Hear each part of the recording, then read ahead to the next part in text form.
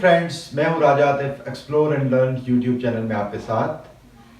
आज हम बहुत इंपॉर्टेंट टॉपिक के ऊपर आपसे बात करने जा रहे हैं और वो है शॉक, सदमा। शॉक, जैसा कि आपने सुना होगा कि अक्सर ये नाम यूज किया जाता है, जी शॉक हो गया।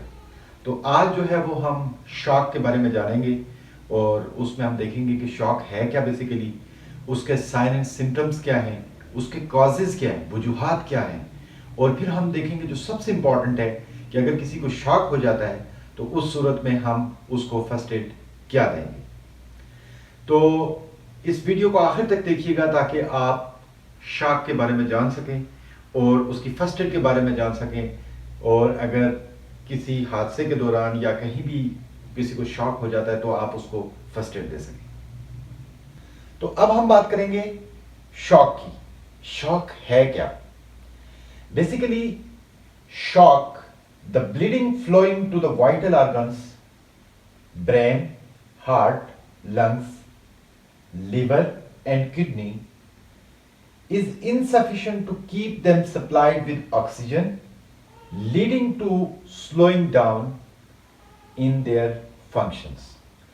तो जो ब्लड सर्कुलेट हो रहा होता है, फ्लो कर रहा होता है बॉडी में, तो वो डेफिनेटली आपको मालूम है कि वो ऑक्सीजन को जो है वो अपने साथ जो है वो लेकर फ्लो कर रहा होता है।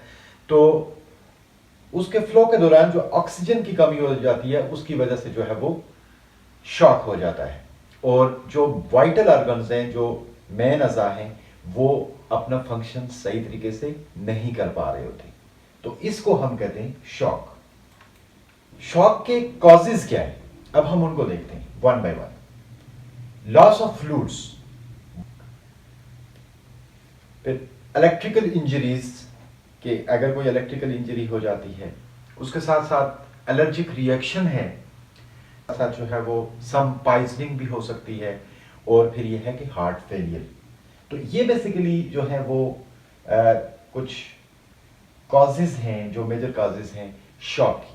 तो आपको ये बात पता होनी चाहिए कि अगर इस तरह का कोई इंसिडेंट होता है तो उस सूरत में ये है कि वो जो कैजुअलिटी है उसको शॉक हो सकता है, वो शॉक में जा सकता है। अब साइन एंड सिम्टम्स क्या है शॉक के? साइन एंड सिम्टम्स ये हैं कि स्किन इज पेल, पिलाट आ जाती है, कोल्ड एंड मॉइस्ट, उसमें नम भी हो सकती है स्किन, ठंडी भी हो सकती है, उसके अंदर पिलाहट भी आ सकती है। फिर क्या है, inner side of the lips are grey, जो लिप्स की इनर साइड है वो ग्रे हो जाती है। Has rapid and feeble pulse, तो ये भी एक साइन एंड सिम्टम्स में आ जाता है। उसके साथ साथ क्या है, breathing is fast and shallow, may be noxious and restless, may be thirsty and nauseous, and may become unconscious or die. तो ये वो बेसिकली साइन एंड सिम्टम्स हैं कि जो एक शॉक की जो कैजुअलिटी है उसमें पाई जाती है। तो आप जब इस तरह की कैजुअलिटी को देखेंगे तो इन साइन एंड सिम्टम्स को देखते हुए आप जो है वो उसको पहचान सकते हैं कि ये शॉक का मरीज है या शॉक की कैजुअलिटी है। तो अभी हम देखते हैं कि शॉक की फर्स्ट एड क्या है।